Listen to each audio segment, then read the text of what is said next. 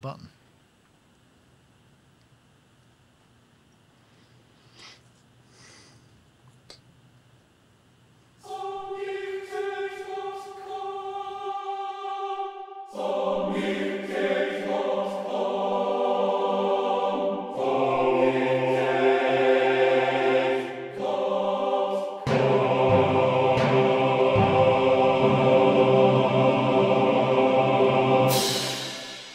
Hello everybody and welcome to another Sonic Talk. Today it's, what is it? It's March the 5th, the last show before Music Messer. Can you believe it? It's only another week pretty much until then, so we won't be having a show next week because I shall be mostly in Frankfurt eating sausages and things.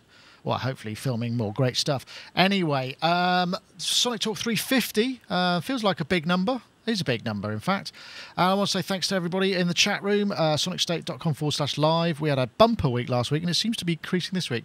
So thanks very much for watching. Of course, you can see this if you're not watching it live. Check it out on Ustream every week, although what use that information is, I'm not sure. Unless you're listening to the audio version and you don't know about the video version. There we go. I've just justified it.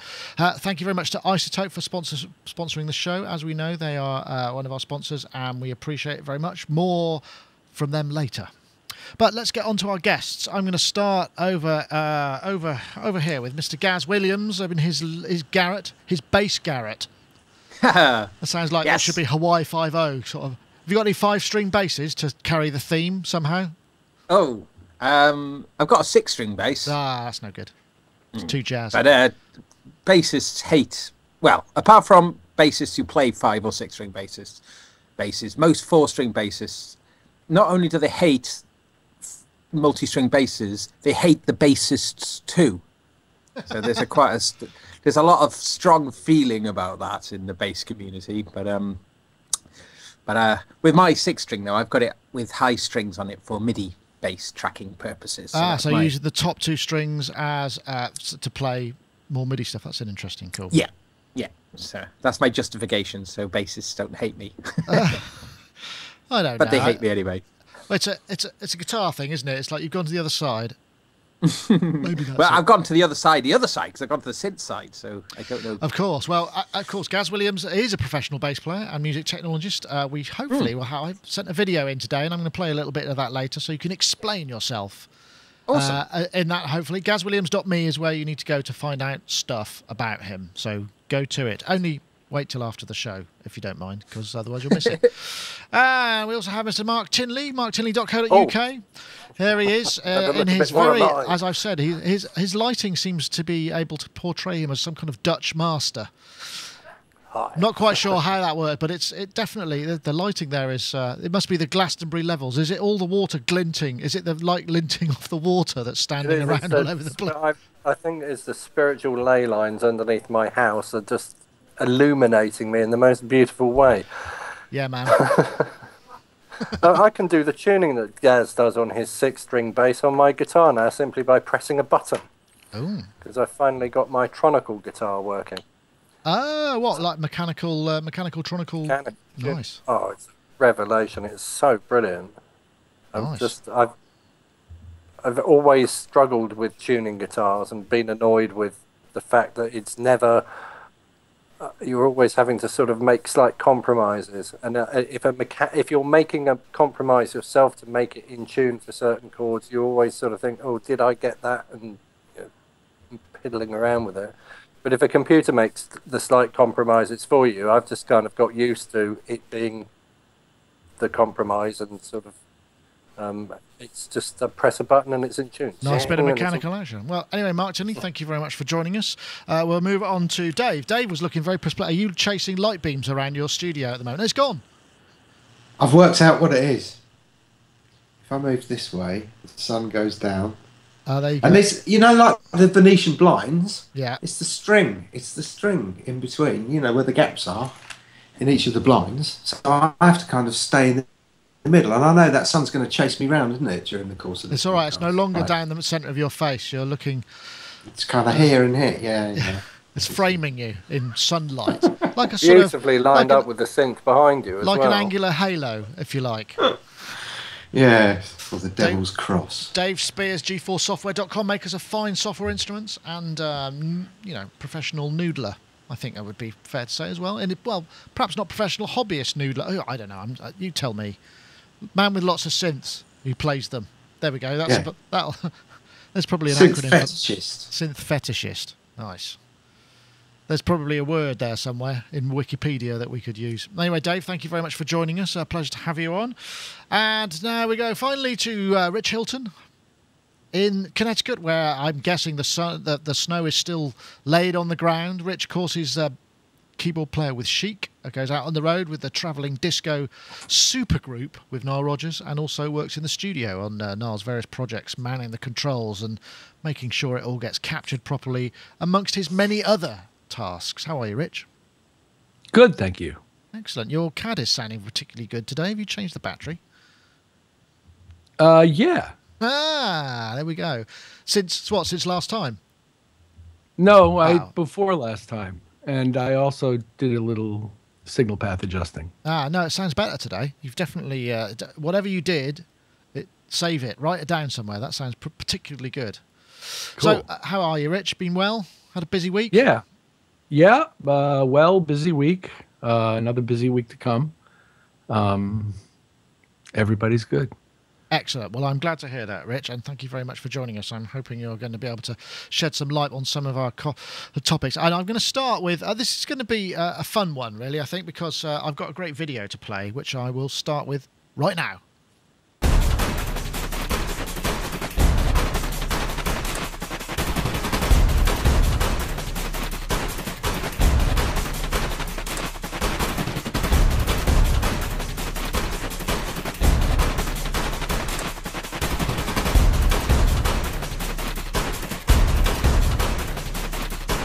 This is time lapse of the building of a studio called Stone Heavy Sound in Burbank, California.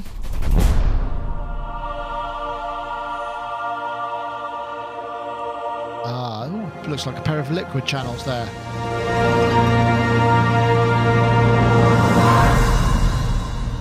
Excellent. I enjoyed that. But, really, basically I saw this as a. There was a topic on Reddit, which is, if those of you don't know, if you go to Reddit, there's some really good, it's like sort of threads of discussion and headlines, and people vote on them. And this one was, if you had 25 grand to invest in a recording setup, what would you do at this precise moment in time? And part of that really was, that was just to illustrate building a recording studio. But I'm guessing they probably spent at least the 25 grand before they even put any equipment in it. But given, where we are in terms of the way where technology sits, I mean, wondering what would be your first port of call? I mean, should we assume you already have a space at least, and whether you would do what you would do next? I know it depends on how you like to work, and there's all sorts of factors in there. But this is kind of a bit of fun, really. So I just thought, to get a kind of general trend as to what people would focus on. So I'm going to start with you, Gaz, because I know you're in the acquisition mode, having lusted after the Electron analog keys, even though I tried to provide an argument for you, perhaps to save your money if you had other things to spend it on. I wouldn't say it's bad. I'm just saying there are other anyway. I'm digging another hole for myself. I'm very good at that this week. Sometimes that gear lust just defies it just defies logic or reason, doesn't it? Sometimes, but yeah. With 25 grand, wow, and that's $25,000, isn't it? So yeah, it's not enough to buy many U47s. Yeah, well, I mean, nowadays you're absolutely spoilt for choice at that price point, aren't you? You could get yourself some terrific kit. What I was thinking, if I was starting from fresh, then I'd probably get a new laptop with an SSD drive. I would get the UA Apollo, just a little one. So I got a nice small little thing, but I'd get something like an Octopre or something, some sort of decent-ish rack of that, because that Apollo Twin has got an ADAT input on there. That's right. Yeah, you could take an extra 8 channels into it. Yeah. So have that in a nice little 1U rack carry bag. So that's just a really nice, simple, portable little rig. A bunch of mics, some Neumann KM164s pair. Are they pencils? Yeah. Or maybe 165s. There's Omnis or the cardioids. A Neumann large diaphragm as well. A pair of Genelec monitors. So Are you really, in my really... bloody head or what? What is going on here? You're like a tarot reader. This is so bizarre. Really? I've got all this written down on a piece of paper in front of me, and everything I'm ticking it all off as you say it. Oh no! I'm gonna have a really uninteresting answer to this. It's interesting. It's interesting that you went for the Universal Audio route, and your rig, that's very much geared around portable, high quality, do it anywhere kind of scenario. Yeah. And I'm guessing that's a kind of a major factor for you, right, Gaz? Well, yeah, I love this mobile rig sort of stuff. You see, I often go and work in different locations, so I do take my kit with me. So that would be influencing my decision. That obviously isn't necessarily the right thing for other people. I'd probably chuck an iPad in there for various purposes, and an iConnect MIDI to link it all in. Gosh, a setup like that, I would need an analog keys as well. Yeah. Yeah, I don't know. What's my budget now? I did it earlier and I was well under budget. So I thought with the extra left over, a load of beer as well to spill over everything. I like your style, Gaz. I'm liking the idea for beer there. That's a great one. So, Mark, you interjected there with a kind of, that you're thinking very much along the same lines, right? I've written down all the same things. I mean, and right down to the Genelec monitors and the large diaphragm microphone and UA Apollo I wrote down. And I would use a laptop because I like the idea that I can just put my studio in a bag and take it to wherever I like. But I think that I would go light on the gear, make sure I'd got one good microphone, make sure I'd got some way of recording things, but I would spend money on the room because the thing that I think tends to let down any studio I've ever owned or worked in has been the room. So I probably would take a good chunk of that budget and make sure that the monitors were good and that the room was good. And I had Genelec speakers written down as well. So that that's for me to work. I mean, I was trying to decide how to answer the question whether if I was starting a commercial studio, I'm sure I'd do something completely different. But for a studio for me to work in, this is the that's way interesting. I mean, that is an interesting thought actually. Whether commercial would be different, I guess. Rich, I mean, that might be more inputs. Yeah, I don't know, Rich. That might be. Given, I mean, obviously you've had to do this a number of times. I'm assuming it might have the budget might have racked up a little bit higher than $25,000 when you're equipping a full commercial facility which has to record a lot of people and blah blah blah blah. But I'm just wondering what you would do. Say for instance you were equipping your place now. Where would you start? Would you sort of think in terms of? I guess is the same question to you.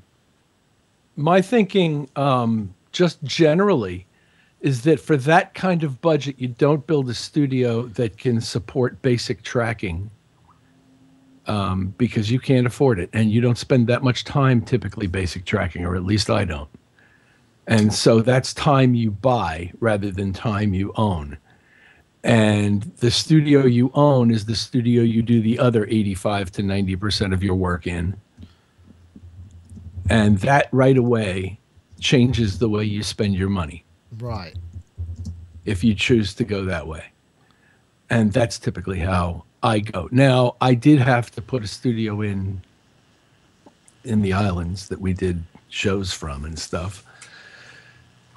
And that was, I don't remember what the ultimate budget for that thing was, but it wasn't dissimilar to what I do with this, which is mostly a computer-centric studio with some really nice input paths, a really nice monitoring path, and a small collection of microphones, one very, very versatile workstation style keyboard. Back then I chose a Korg product, but I'm not so much going to say you should buy these monitors and this kind of console and those kinds of inputs and this kind of keyboard. It's just, in general, you have to support your own workflow. And my workflow is 75 to 90% taking place in front of a computer screen, either by myself or with some small number of people around me, performing a very, very small number of things at a time. And so I would build to support that and be willing to buy the other stuff I needed. That sounds like a pretty useful way of looking at it. I mean, like you say, the application side of it, definitely. There's been some interesting things in the chat room as well. It's like, and that's something that I kind of, maybe you concur with it, because people are saying, Dave, just buy a ton of modular gear and specialise in being electronic, because you get a lot of that kind of stuff for 25 grand. I mean, unless you were buying, you know, original Moogs and stuff, okay? Well, yeah, which actually makes mine really simple. Mine's just one item. Well, it's a choice of a few items. There's an EMU modular going for sale that's on auction, and I think they want to hit around $30,000 mark. So maybe I'll just make up the extra $5, I don't know, out of a credit card or something like that. Oh, what the original? Is that the what's that? The EMU? What was it called? I have to remember. What's the name of the modular there? Is it just EMU modular, or did it have a serial? It's just the EMU modular. Yeah. No, there was another one, wasn't there? It was the Audity thing that was the stupidly rare. But no, this is one that's in a university in America. And it's weird. It seems to have sold at one point for about $6,000, and it's 2 cabinets. It's massive. And then it went back on again because I don't think it reached its reserve. And I think it's at about 11 now, and it hasn't reached its reserve. And there's no chance of me ever putting in a bid for it. Anyway, yeah. So it was that. I'd quite like to find an ARC 2500 for 25,000. That would do me quite nicely. Or maybe just go for the Schmidt. Yeah, is that 20,000? I thought it was 10,000. Or was it? I think it's 20,000 euros. I think. Oh, right. Okay. Yeah. So we're at 25. All right. Fair enough. Some great. And then I could spend the rest on. I could waste the rest. Waste the rest on furniture. Some great ones. No, it's quite a scary thing though, because we actually kind of, when we were looking at this, we were like, hang on, let's add up kind of how much we've spent and what we've got, and it's pretty scary how quickly things add up. Sure. I can believe that. Not in here, because as you can see, I've just got loads of holes. Well, all of my stuff is, it's piecemeal at the moment, but I like to get some more synthesis stuff. I think that would be an idea. Some great suggestions in the chat. Spent all yours on lights. Yeah, I spent it all on lights, that's right. There definitely some great stuff in the... Cause in the chat room says, I would spend... let's see if I can get to... I'd pay 25k for a motivational counsellor to encourage me to use my gear every day. I quite like that one. And John Van Eaton in the chat room was saying that it would probably cost him 25 grand just to cable his current studio. I know he's got a lot of synths and what have you. So yeah, it's interesting how far it would go. But I think I'd probably go for. I think myself. I know this is sounding a bit like an Apollo Universal Audio endorsement thing, but they are very attractive looking items. I know Robbie Bronneman just bought himself an Apollo unit so he could have inserts on recording as well, because he's got a load of Universal Audio stuff anyway. So yeah, Red Walks in the chat room says apparently Hans, non-Eric, says that you need to spend the same amount on the gear as you do for the room treatment. I'm not sure I would necessarily agree with that. Yeah, no, I tend to agree with that. I think you need to spend a lot of money on room treatment. Right. Well, it depends if you're recording or mixing in it, I guess, because you can learn to get around the foibles. You could learn at the foibles of a room in terms of mixing. You can't do anything about them if you record them, I suppose, right? Yeah. Okay, I can see there's some scepticism there. But still, if you get the opportunity, let me see, I think I've got the the Reddit here. So if you go to reddit.com, if you had 25 grand to invest, there's basically a lot of people just seem to have spent it all on either a massive computer and a mic or room treatment, as you say. So I think that's mixed, but it'd be an interesting exercise. I mean, here's a more interesting. Has everybody gone? What, gone where? Has everybody said their Yes, thing? I think that, yes, they have, yes. Everyone's answered. Because I was looking at this, when I first saw this, I thought if I had a minimum amount of money to spend on starting a new studio, what would I do? So what would you do if you had $1,000 to start a new studio? And I'll answer first. I would go on eBay and I would look at a Pro Tools 4 or 5 system, and I'd go and buy an ancient Mac computer for 50 quid, and I'd buy all the DigiDesign audio interfaces, and I'd get hold of all the software I needed and everything, and I'd be running the same system that I recorded Duran with in 2000, which cost 20,000 quid then, and I reckon I could buy that for well under $1,000 now. So if people are ever complaining that they can't afford the gear to buy, or to buy the gear to make records, I think, you know, go back a few iterations in those things, and there's some unbelievably powerful recording tools out there that people can buy for absolute pennies now. Yeah, I just wonder what a kind of Mix Plus system or something like that for Pro Tools would cost these Nothing. days. They're on eBay for pennies. Yeah, that's an interesting idea. I think that's quite a good approach, actually. Then you got all that money you saved for treating your room or buying beer. And then the other thing is those computers fall over as soon as you try and connect them to the internet. So if you try and browse anything on Internet Explorer version 1 or something and you go on a website, it crashes. So it's going to keep you off the internet and it's going to keep you making music.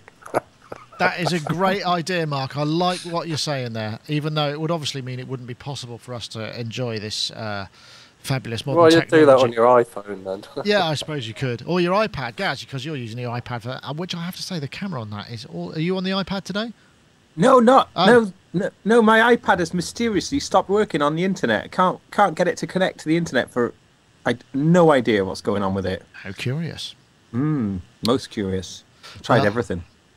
Answers on a postcard, everybody. Yeah. Is your Wi-Fi symbol greyed out?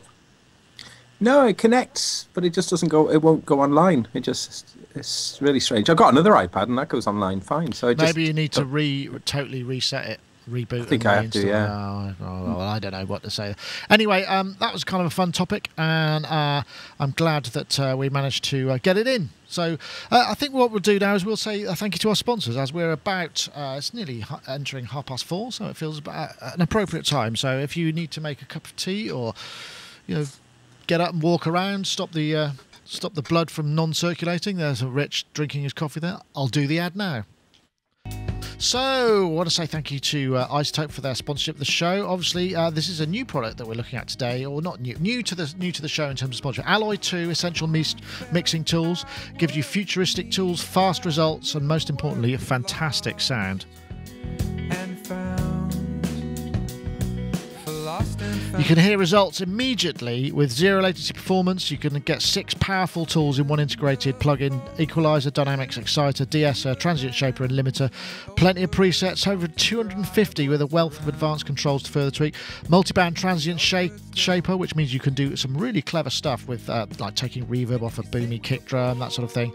Visual feedback, you can visualize your mixing decisions with the rich meter displays to guide the way. And also they want to let you know there's an iZotope mixing guide actually online. They have a 70-page plus mixing guide called Mixing with iZotope, filled with tips and tricks for hobbyists and pros alike. Available now for at iZotope.com. If you want to check out iZotope Alloy, then do so at iZotope.com/alloy. As with many of their plugins, you get a free, fully functional 10-day demo to kind of assess it, which is extremely dangerous because once you try these things, you tend to kind of think, I'm not sure if I could live without that, and that's just the way it goes. It's what you call brilliant marketing, I guess, and of course the choice of choosing us as a partner.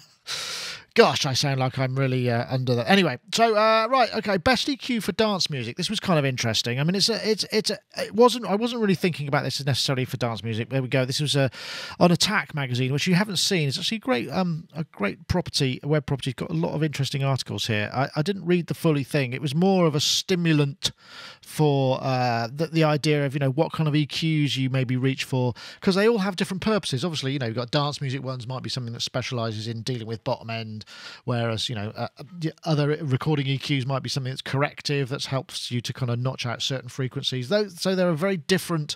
There are sort of more forensic EQs, and there are more sort of just generally smiley, interesting sort of like pull text, just make everything sound lovely, you know, sort of EQs.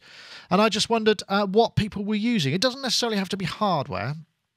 It could be software, and I guess because with lots of emulations going on, I know it depends on what you're going with. So, Rich, I was going to come to you and ask you, what did you think? Oh, sorry, that's my fault because I muted everything for a while. I was going to ask, yes, I'll ask you now again. What kind of EQs do you tend to reach for? I mean, do you have hardware EQs that you use much? I do have a rack of API 550 A's that are absolutely gorgeous, and I rarely but occasionally use them on input, but not often after the stuff is in the box. At that point, I tend to work in the box, and when I do, well, even if I don't, I have in the room Neve EQ, API EQ. I have a couple of Pultec filters. Do you? Would you say the API is like a curative EQ, or you'd use it for sort of cutting stuff out more in that instance, or would you use it for... No, API is a profound EQ. A profound EQ. Is clearly heard upon immediate clickage on the +3 knob. As soon as you get to +6, it's like, whoa, hey, that's a lot, and then you start dialing around frequencies. It's a wonderful EQ. And what shocked me about their list as relates to dance EQ is that they didn't have a single Neve or Neve-derived style EQ in there. They start with SSL, which is fine, because SSL, I believe they went with E-Series, which has a certain romance, and yeah, it sounds great. It's not similar to Neve, but it's another wonderful flavor that everybody's used and loved. And the Pultec they included the Voice of God, which I thought was pretty interesting because it is a very cool kind of bass EQ. The little lab thing, isn't it? Yeah. I do use an emulation of that and like it sometimes. It's almost like an exciter, isn't it? I reviewed the UAD plugin, and I'm guessing it has a similar principle. And it does that thing where it just sort of seems to bulk you up if you're doing voiceover stuff, because that was the original usage for it, wasn't it? It was used for voiceover work, Voice of God, so everybody would sound kind of like really, I mean, it doesn't work on this mic, or I haven't got Voice of God anyway, but it doesn't, and it adds that kind of extra, but it's also used for dialing in these kind of sub-harmonics to bottom end as well. And you use it on kicks? I have used it on kicks, yes. It does add a lot of sub in there. That's got sometimes. You can control how much you're adding, and you can find the frequency you like, and it's actually very cool in a way. It's really just feels like a really sort of broad hill to me in the EQ, and sometimes you like that, and then it kind of peaks as it's interesting. It's almost like it changes. I think most EQs do change shape as you increase their. They get narrower usually as you increase the amounts. They're not necessarily staying the same shape throughout their travel when they're in hardware or hardware emulations. I don't know about that one. Yes, I've used it on kick drums. Right, okay. Well, the interesting thing is, I guess, when you're working in the box, you've got the ability to work much more with the program material, whereas obviously hardware, you kind of go, right, dial it in, and whatever's going through it, even if it's tuned and the fundamental is changing, you don't really get to do that unless you're working in the box. I mean, are you using emulations in the box more, or do you find you're using, bits of custom software designed EQs as well? Well, I use both in either, and it's not really dependent to me on what the GUI looks like. Just because it's painted like a Pultec doesn't necessarily, I mean, it sort of suggests something to me about the way you might use it, but it doesn't really suggest what I'm going to do with it. I just recently got a new active EQ by McDSP that really interests me, because you can make things, the action of the EQ threshold dependent. And for certain kinds of sounds that change their character as they go into different ranges, particularly vocals, I'm very interested to try this thing. I just got it. Yeah. I've seen some pretty good some tutorials. I think we might have covered it with active EQs in the past, but I've never used them myself. But then I'm not sort of recording so much. Gaz, I'm glad to see you in the chat room. You're getting some networking advice on how to get your iPad on the go. But for the time being, I mean, EQ-wise, do you have any outboard EQ that you're using? Because, I mean, we all used to have mixing desks that had EQ on, but now we don't really have those anymore, do we? I don't know what I was looking for something, but no, I haven't. I used to. No, I'm mostly in the box, really. Use a little bit of input filtering, low pass low cuts and the like on the way in. But I've got various favorites within the digital domain.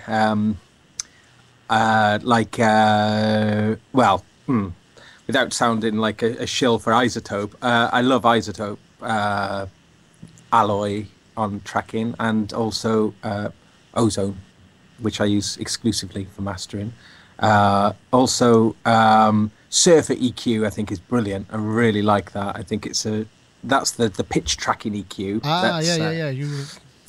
Great for basses, I'd imagine, as well. It's great for bass. It's great for lots of things if you just want it to be present in the mix, because it follows whatever part of that sound you want to come out of the mix, you put a little boost, or indeed a cut if you wanted to kind of do it that way around. But it moves, it pitch tracks, so say for instance, bass is a good example there. So a bass line, and you want it to be rich and juicy, like really juicy sounding, and then obviously with a traditional EQ, that juiciness is just highlighted when the bass is played. You try and maybe dial it into the sort of the root of the key that you're working in. But if you're working in music that's got lots of key changes and the like, the surfer EQ is great because it just keeps on. It keeps moving it around.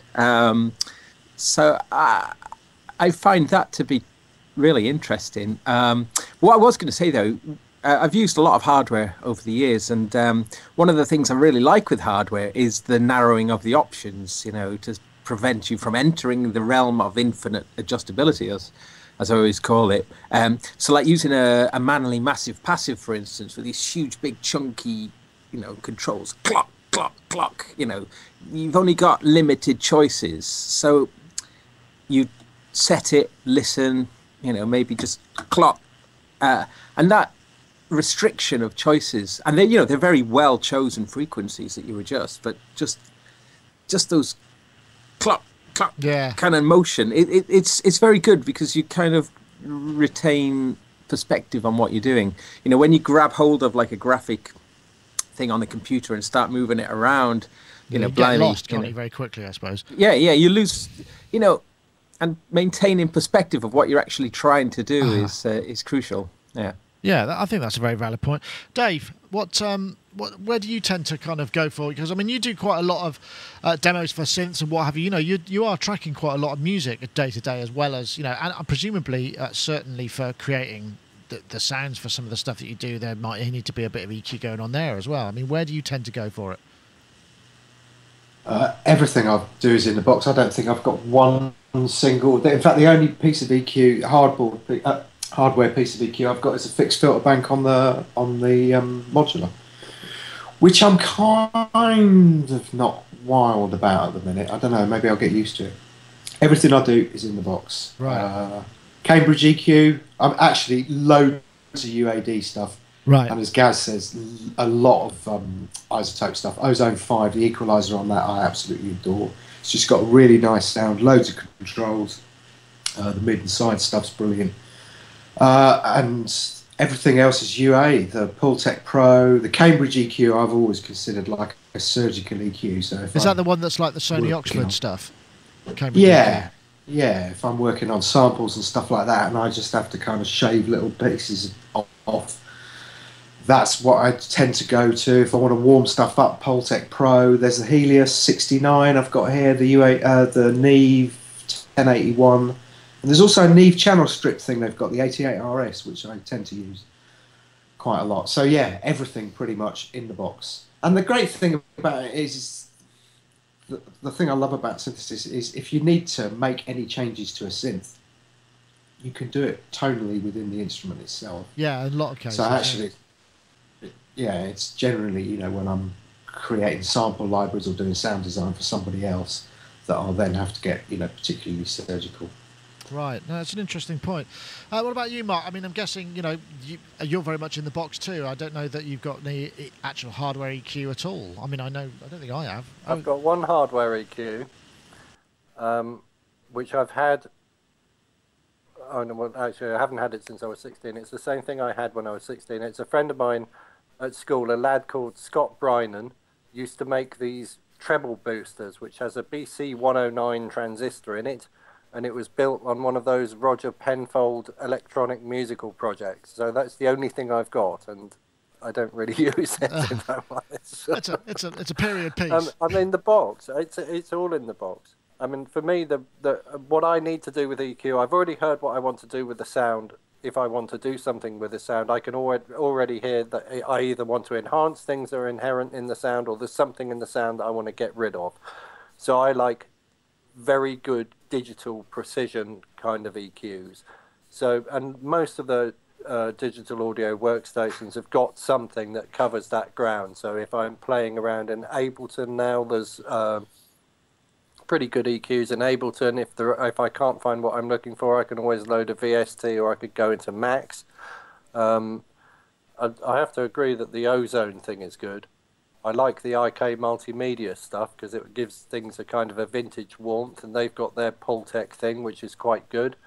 My favourite EQs are probably, in terms of analog, my favourite EQ would be G Series SSL, because it's like a massive bank of wah-wah pedals. That's how I sort of see it and hear it. I always go for really tight Q, and so that I can hear the frequency I'm sweeping in and trying to find and trying to pinpoint, and then I'll back it off once I've found what I'm looking for. The other thing, Sony mixing desks are brilliant.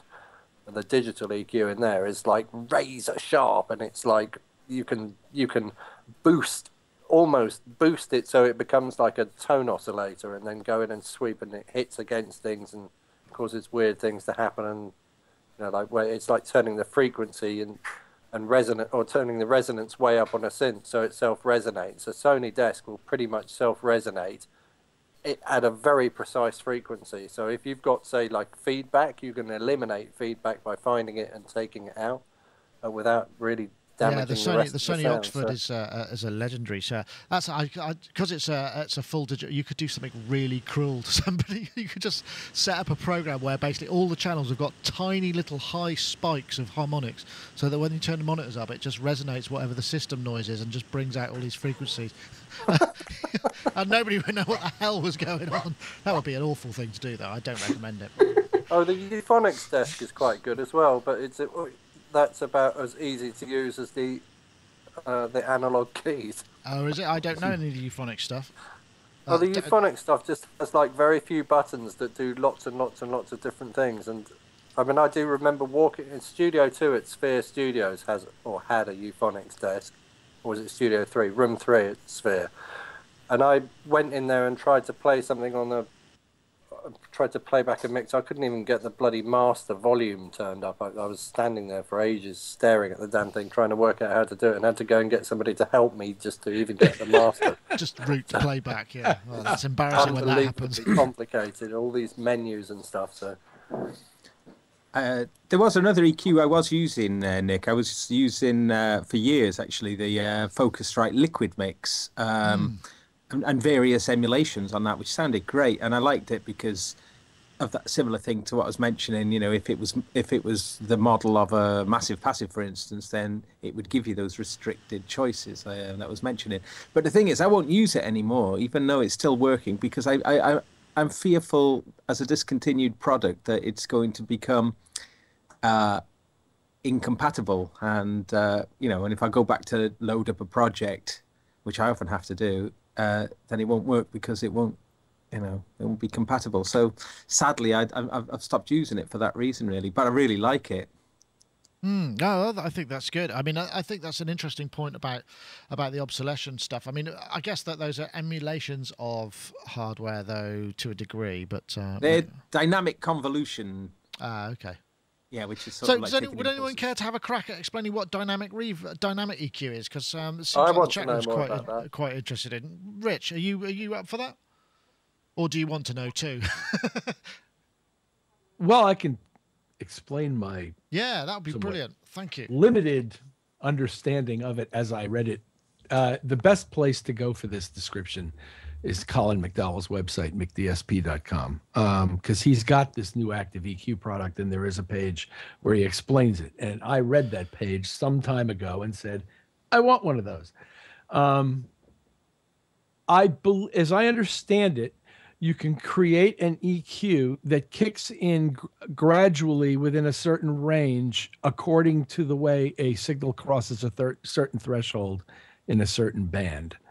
So, for example, if you've got a singer who is wonderful but sounds a little bit harsh in the upper mids when you combine like a whole ton of that person's tracks, you can then create a scenario where as that person's voice is getting more brash in the upper registers and at the higher loudness levels of her recording, you can have the EQ decrease the level of the offensive frequency according to the way it crosses a threshold. Ah, okay. So it will just. Yes, I see what it is. That's almost a bit like multiband limiting, isn't it? It's almost like that. It is, but you're not actually compressing. I believe you're reducing the level of a certain band of frequencies that you define according to that threshold. So you're not. It's a different. It's similar. Yes, it's very similar. But I think, for example, in the case that I described, this would be easier to use than one of those for that purpose. Right. Okay. That sounds What like Mark? I was going to say where I can already feel it being useful is in when playing the guitar, because the thing that the line 6 stuff for me tends to have a very flat kind of profile to it, so there's no real change in overall EQ footprint when you're like palming the guitar or muting it or doing different things. So if it responded to dynamic, and it obviously the volume of the guitar changes when you're playing it differently. If it responded to dynamic and could do EQ changes that responded to dynamic, it could really bring some expressivity to my guitar sound. So I'm really interested in finding out about, because if it's threshold dependent. It's kind of, is it not similar to sidechaining, like doing sidechaining, de-essing, that kind of thing? It's a similar. But kind it must you'd need a bunch of them. You'd need a bunch of them to emulate what one of these things will do, apparently, right. If I understand correctly. Yes, you could conceivably slice it all up yourself and do it in separate bands. Right, but this is all in the plugin, so that makes a lot of sense. Much as a multi-band compressor also sort of takes a behavior you could do outside of that realm and purports to introduce it to a single interface.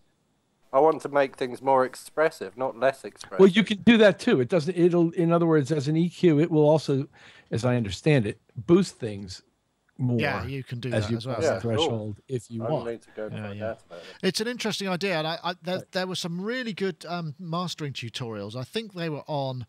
It might have been on the Future Music YouTube channel. If it's sort of like 2 or 3 years ago, this guy was doing mastering tutorials, and he showed how he was processing a weaker kick so that when the kick hit the threshold, it put a lump of sort of 20, 30, 40 hertz or whatever in it and really beefed. And it was quite interesting. But it only happened when the kick was poking out of the mix. If there was no kick there was no EQ. So those are the sort of things, in mastering, it's got quite a useful potential as well.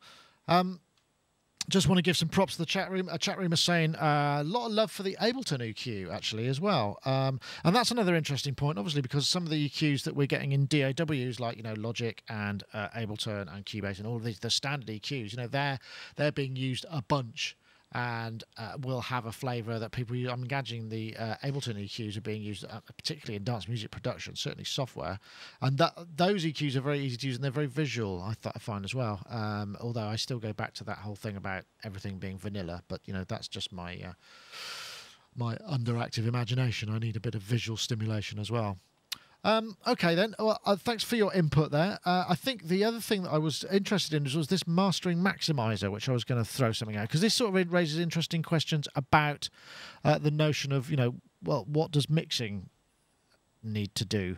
Here we go. This is Precision Maximizer. It's Titan Maximizer, Titan 410X Precision Maximizer by IOX AudioWare. This is available at the Propeller Head shop, so it's in the sort of closed wall. And I'm just think there's a demo here. Let's see if I can get this to run. If I play this.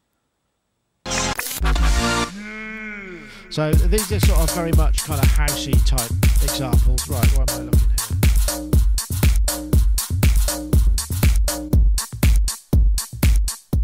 There we go. I was on auxiliary. So.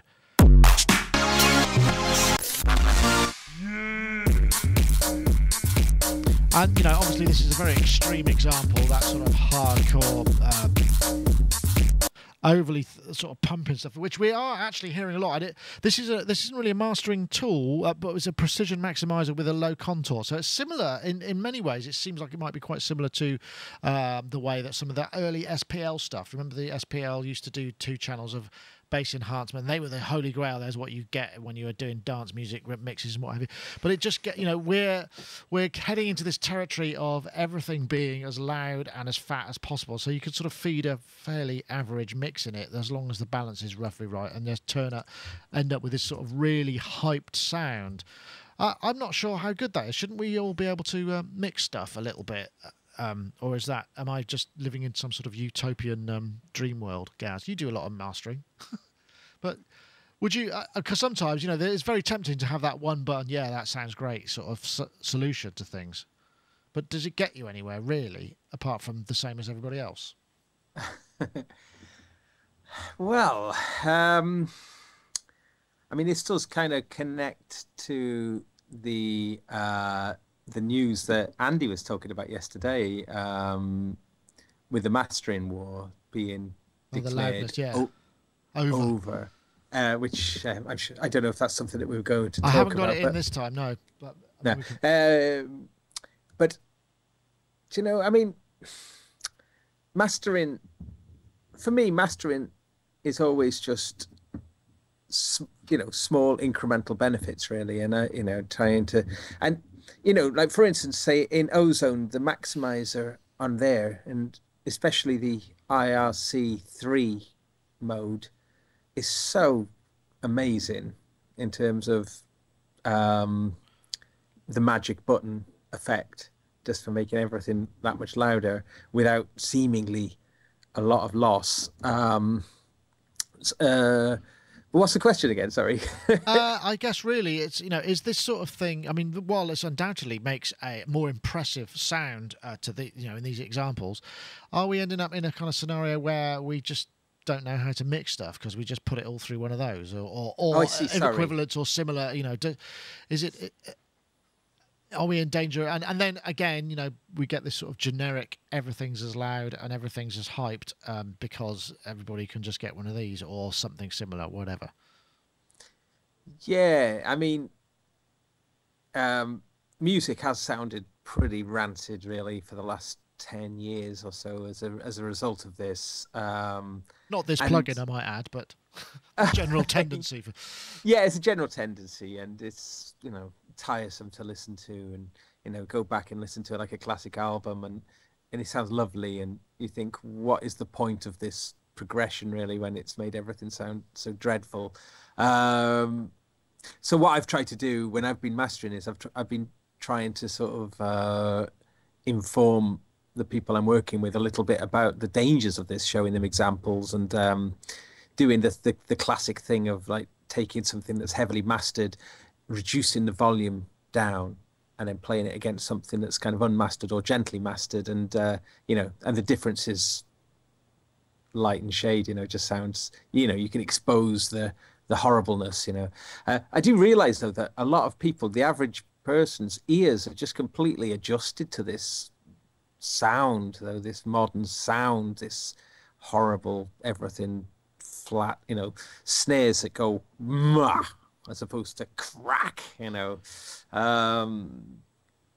but yeah, but it's really interesting. The Bobcats thing with iTunes and the whole kind of development there, which I don't know if we'll have time to cover today, but that's very, very interesting and very, very heartening that there is that Apple have actually backed this new recommendation for loudness guidelines. So, hopefully we'll see a return to better sound quality. Well, I wonder, because I mean, essentially, we've all car stereos, mobile devices, we're all listening to things on headphones, and all this stuff is going on.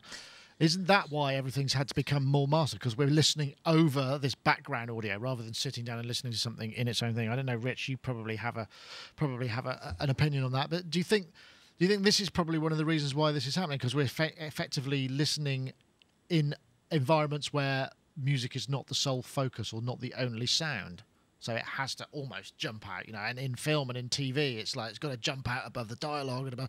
We end up in this. So that's part of the reason why. It's not just the sort of I need to make a single that's going to pop out of the radio so much.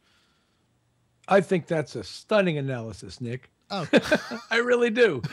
I think that's far more brilliant than anything I could have come up with to try to explain it. Ah, okay. Thank you very much. Seriously, that was great. I can't even add to it. It's so good. But do you think, Rich, that, I mean, the temptation is, time is money, you're in the studio, you could do something with EQ and mix and compression and careful balance, or you could slap something across a bus and feed it up under there. Is the temptation to do that rather than just sort of craft it? Well, it's always a balancing act. I mean, some guys believe you do fader rides just like the old days, all the way through the song, write it to automation, write it to automation, write it to automation, hit your limiter with that automation. I mean, there's some guys who are really deep that way. I use a combination of techniques. I'm not, for example, above selecting a region, defining it, and using a clip gain on it if I think it'll help that vocal read better at that moment. So I'm not religious, shall we say, or precious about what's there, other than making it clear for the listener and to draw attention to the thing you want their attention drawn to, because typically we're mixing some pretty complex things these days, and you're trying to draw the listener's attention to a certain thing. Yeah. Okay. I think that's fair enough. I mean, but it's interesting because, like I say, it's again, the whole speed and the side of things where you have to, is it craft or is it just speed?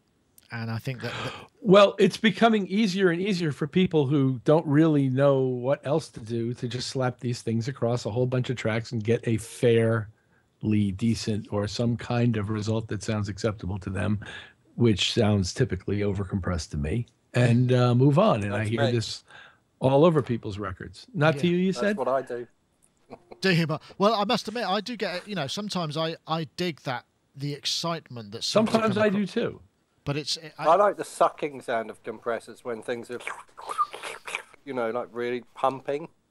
So I tend to put different compressors on different channels and make them all pump. So actually this plugin probably doesn't appeal to me because it says it eliminates the pumping sound. Yeah, and I want to get things pumping at different places, but I don't want to have to struggle with the mix after I've done that. So I tend to, in Logic, I'll throw adaptive limiter on absolutely every single track and make it pump a bit. And then it all kind of gels together nicely when you stick that on the master as well. It just kind of all glues together. I know what you mean. Adaptive limiter is it's look ahead though, so you can't play through it in real time, and that's the big problem there. But yeah. For those of you who are into 90s sample music, Mark saying if I could get things pumping there was an ideal moment you could have taken in Snapshot. You could take in time and put it over a rock and rap record. But there you go. Dave Spears, you've been very quiet there. How do you feel about this? Because I mean, presumably when you're designing patches for synths as well, you've got to make things that jump out. Is it not tempting to think, we could just put something across the output that just sort of made it all a bit more, I mean, I'm sure your instruments don't need that, but there must be instances where that must be tempting. Oh, it'd be nice to hear it with, for example. Right. But no, we don't do it, and we don't. I don't do demos of our stuff with anything like that on, because it's a misrepresentation in a way. I don't know. I have very mixed feelings on this. When I'm working with certain bands, they love all that pumping, sucking nonsense. And other bands are slightly more demure about the whole experience and prefer to be subtle with little tweaks and whatnot. That sounds like a euphemism, and it probably is. But I don't know. I think, my sort of concern is that it's not a concern. It's just, we know that everything's vying for attention all the time, and like you said, it just stuff just has to jump out at you to kind of make you go, oh, what's that? What's that going on over there? Whether it's visual or audio. And I'm going through a stage at the minute where I kind of hark back to the more subtle approach and more of a craft, I think, and I like that. But next week I could be working with somebody entirely different who wants everything to be completely banging, and then I'll get into that mode. And I do completely see the attraction of hitting those magic buttons and everything starting to saturate and pump like hell. I do see that. I remember in the old days when we had, was it a BBS maximizer or something like that? Or yeah. Dude, we used that on like everything, and I mean, it must have just fried our ears. At the, you're doing like 24-hour studio sessions and coming out with a dance track, ready to go to white label, and you're just like, I don't know whether that's ever going to sound any good now, but it sounded great in the last 24 hours. So yeah, that's kind of why I shy away from it now. Yeah, the stuff that you put exciters across things. I remember the people who were good at it were very sparing and just kind of go, okay, that goes on the kick track and that's where it is, and it just adds that little bit of extra. Particularly, back then a lot of people were in home recording environments where you couldn't get the audio quality with any great ease, so you needed to sort of enhance your crappy audio interface, or the fact that your desk was rubbish, or that your sampler was only 8-bit. Those are the sort of things I suppose. Whereas now I suppose it's not necessary in terms of enhancement, but it's become the main flavour of the sound. It's that kind of, you get the excitement of the club sound system out of your computer speakers, which is kind of what I suppose people are aiming for as well, which is makes it sound shit on a club sound system though, doesn't it? That's the problem. Yeah. I mean, that's the thing when so you hear it sounds great on small speakers, but when you put it in a club it just sounds kind of muddy and sort of disinteresting, and actually all the music with lots of dynamics always sounds good in clubs because there's something happens in the sound system. I think if you squash things too much, you can just run into a wall of noise problem, can't you? Yeah, definitely. But it's an anyway, I mean, aside from that, this is also happening in the propeller heads sort of rack extension side of things. I know, Dave, you're doing rack extensions, or you've done rack extensions. Because I'm not a Reason user, I don't really know what's happening. Is it propagating? Is there there seems to be quite a decent amount of stuff still coming out for rack extension. So presumably it's working as a kind of concept and that side of things. How's it gone for you? Without yeah, I think so. Yeah, I mean, we've only got one instrument at the minute. There's another one that we've got sort of on the boil, but it's it was a fairly new thing when it was designed, and certainly when it was released, it was all very new and fresh, and there were steps that propeller heads needed to take to just make stuff better, really. So everybody's been submitting requests and what they'd like to see, and unfortunately there are two of ours that don't seem to have made the last two SDKs. And I won't, and we're kind of at this point where it's like, actually, we've got something that's sort of pretty much ready to roll, but it's not as elegant as I'd like it to be, and it needs to kind of change. Although, that said, one of the people who's worked with us said, actually, but yeah, Reason users are used to working in a certain way, and they will accommodate this. So maybe, that's just our kind of prejudice that's stopping us going, okay, let's get that out. But no, it's interesting, and I like Reason users seem to be just kind of nice people. I know it sounds really strange, but actually they seem to be really committed to the platform. You don't seem to have like a gazillion million whingers over every little thing that's submitted. I get to the point where, it's like trying to digest everybody's opinion on everything all the time. It just becomes a little bit much at times, whereas Reason guys seem to be a lot more considered.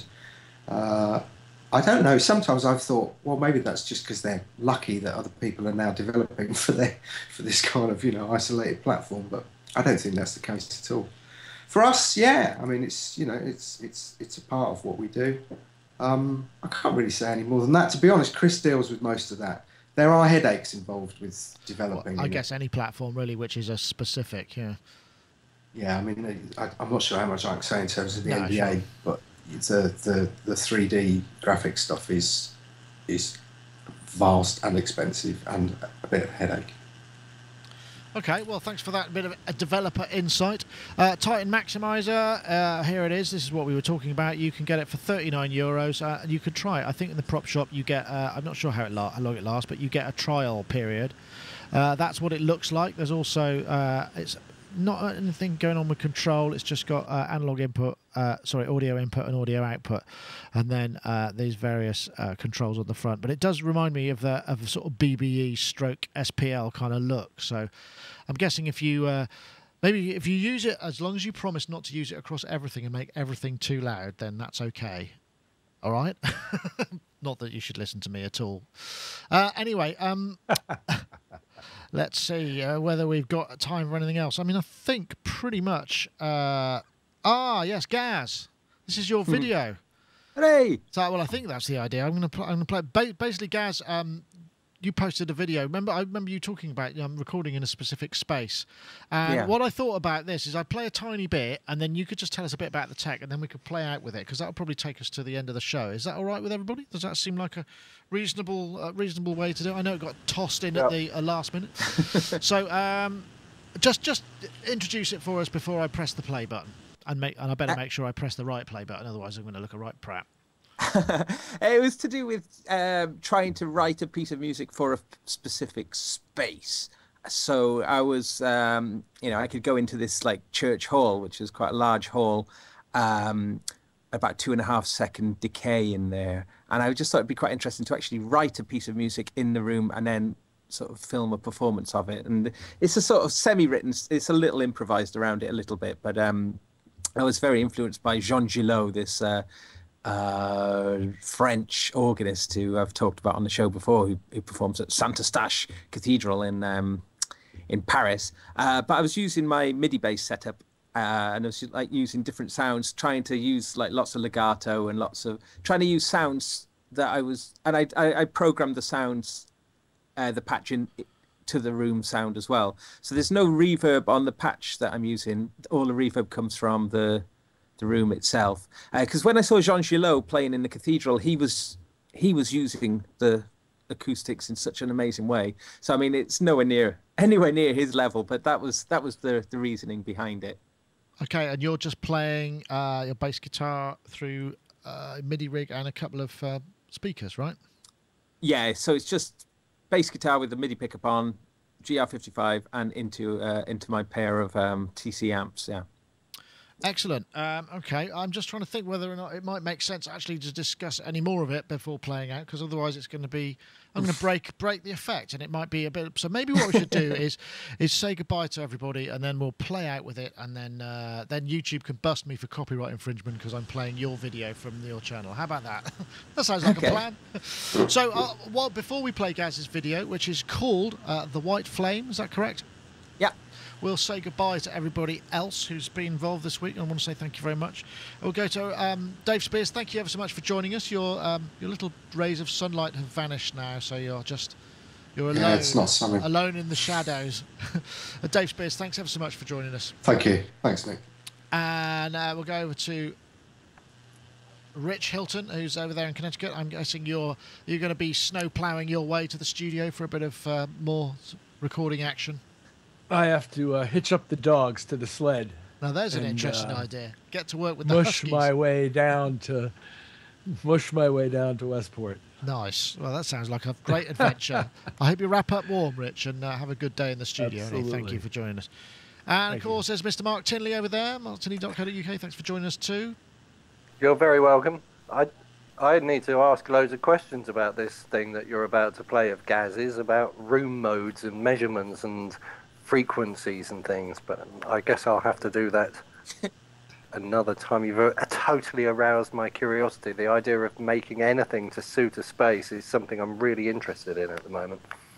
Oh, there was not really particularly much mathematics behind it, other than just being in the room and, writing and setting up the sound in the room, really, and sort of like listening to the way it sounded and, tweaking. The intuitive approach.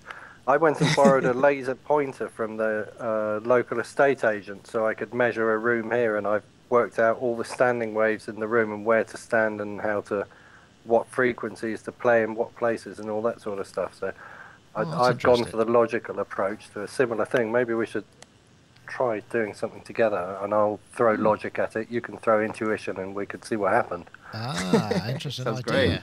So, Gaz, you're playing MIDI bass there primarily, or are you running other? No, it's all the sounds are from the PCM layers on the GR55, which are actually, that thing is deep. You can get really into quite a deep level of control with it. A lot of people don't realize that with that device, but it's probably like it's a Roland's synth engine. It's a D70, isn't it? No, I think it might be the XV. Is it the XV series? Maybe. Sounds more likely, yeah.